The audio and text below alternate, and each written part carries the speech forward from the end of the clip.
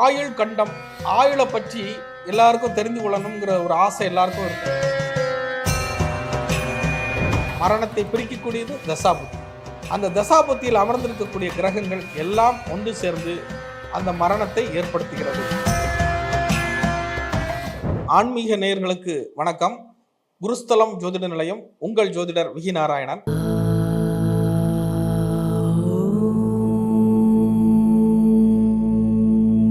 இந்த புஷ்ப பிரசன்னத்தின் மூலியமாக இன்னைக்கு இருக்கக்கூடிய ஜாதகத்தில் நாம் எப்படி ஒவ்வொரு தோஷங்களை பற்றி தெரிந்து கொள்ள முடியும் என்பதை போல இந்த புஷ்ப பிரசன்னத்தின் மூலியமாக இந்த கிரக தோஷங்களை பற்றியும், மரண கண்டங்களை பற்றியும், ராகு கேதுக்களுடைய பிரச்சனைகளை பற்றியும், சனி பகவானுடைய பிரச்சனைகளை பற்றியும், குழந்தை பாக்கியத்தை பற்றியும், எல்லா விதமான விஷயங்களை பற்றியும் நாம் தெரிந்து கொள்ள முடியும்.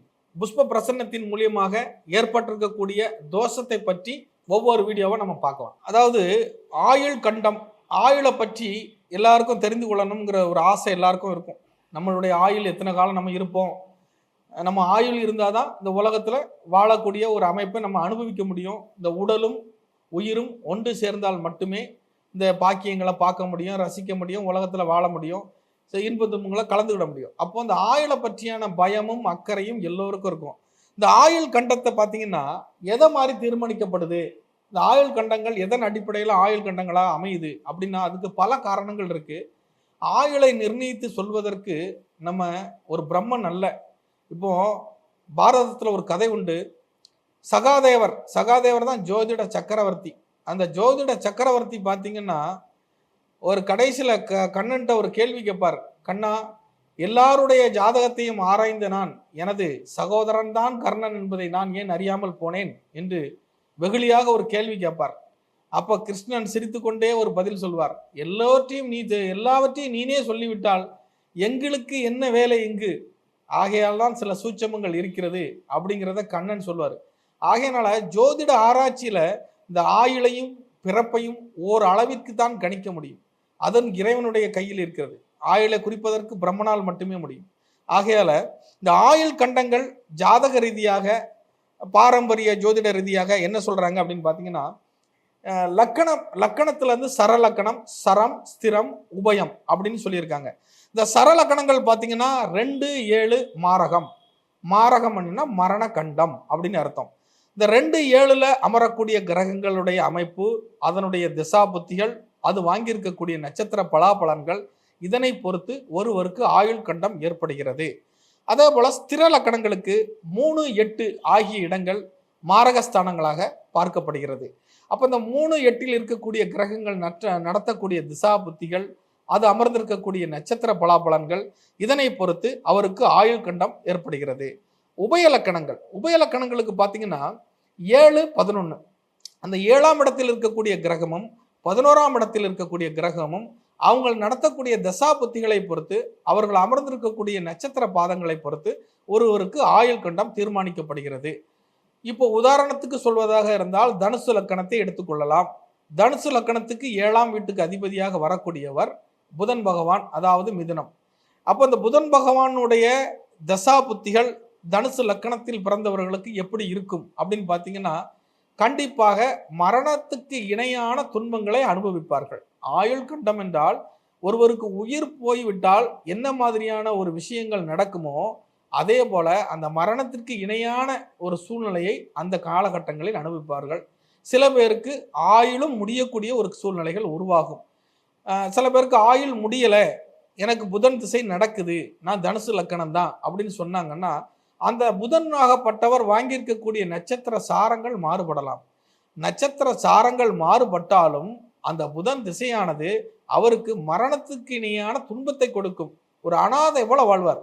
யாரும் இருக்க மாட்டாங்க, பக்கத்துல யாரும் உதவ மாட்டாங்க, பேசி சிரிக்க மகிழ ஒருத்தரும் இருக்க மாட்டாங்க, எல்லாமே பாதகமாக வந்து நிற்கும். அதாவது நமக்கு உதவி செய்யக்கூடிய வரக்கூடிய நண்பர் கூட நமக்கு தீமையை இயற்கையாக செய்துவிட்டு செல்வார். அதிலிருந்து மீள்வதற்கு நமக்கு பல ஆண்டுகள் ஆகிவிடும். ஆகையினால இது மாதிரி ஒவ்வொரு லக்கணத்திற்கு அடிப்படையிலையும் அதனுடைய மாரகாதிபதி திசைகள் நடக்கும் பொழுது மரணத்திற்கு ஒப்பான துன்பங்களை அனுபவிக்கக்கூடியதான் மரணகண்டம். இந்த மரணகண்டமானது அந்த நட்சத்திர சாரத்தில் இருக்கக்கூடிய கிரகங்கள் தசை நடத்தும் போது கூட ஏற்படலாம். இப்போ தனுசு லக்கணத்துக்கு புதன் வந்து மிருகசீரிஷ நட்சத்திரத்தில் இருக்காருன்னு வச்சுக்கோங்க. அது செவ்வாய் திசை நடக்குது. அப்போ அந்த செவ்வாய் திசை காலகட்டங்களில் கண்டிப்பாக அவர் ஒரு அறுவை சிகிச்சையை அட்டன் பண்ணுவார். ஏதாவது ஒரு ஆப்ரேஷன் அல்லது கீழே விழுந்து அடிபட்டு தையல் போடுறது, நெருப்பு காயங்கள், இது மாதிரி ஏதாவது ஒரு விஷயங்களை ஒரு மரணத்துக்கு விளிம்புக்கு சென்று வெளியில் வருவார்.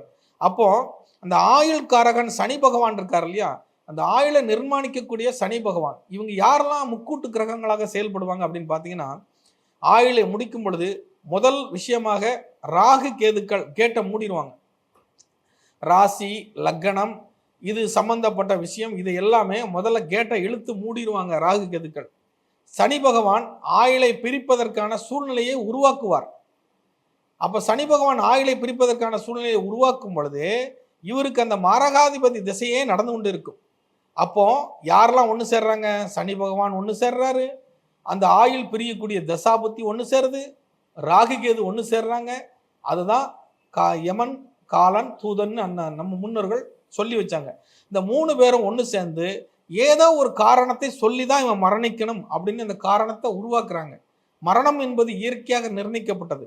அது எந்த வயதிலையும் வரலாம். 20 வயதில் வரலாம் மரணம், 40 வயதில் வரலாம், 5 வயசுல வரலாம், 100 வயசுலையும் வரலாம், 100 தாண்டியும் போகலாம். எந்த வயதிலும் வரலாம் மரணம்.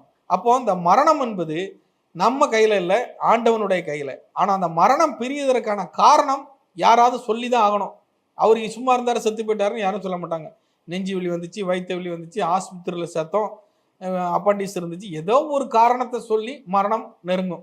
அப்போ அந்த காரணத்தை உருவாக்கக்கூடிய இடத்தை இருப்பவர் சனி பகவான்.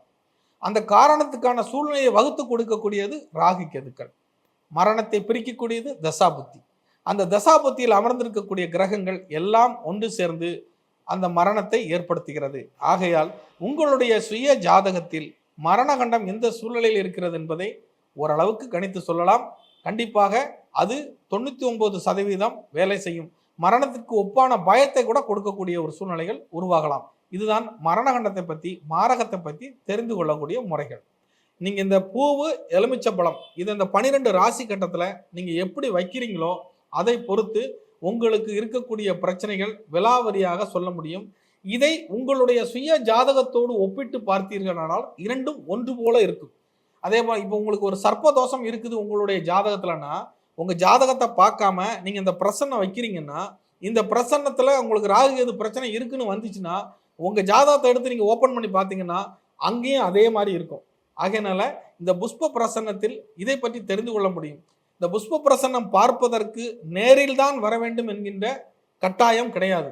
தொலைபேசி மூலியமாக நீங்கள் என்னை தொடர்பு கொண்டு இந்த ராசி கட்டங்களில் நீங்கள் வைக்க சொல்லக்கூடிய இடத்துல இந்த எலுமிச்சை பழத்தையும் பூவையும் வச்சுட்டு உங்களுக்கு தொலைபேசி மூலியமாகவே நான் பலன் சொல்லிவிடுவேன். பரிகாரங்களையும் சொல்லுவேன். இதுக்கு ஏற்பட்டிருக்கக்கூடிய தோஷங்களை பற்றியும் சொல்லுவேன். தொடர்பு கொள்ளக்கூடியவங்க ஃபோனில் கூட தொடர்பு கொள்ளலாம். நன்றி, வணக்கம்.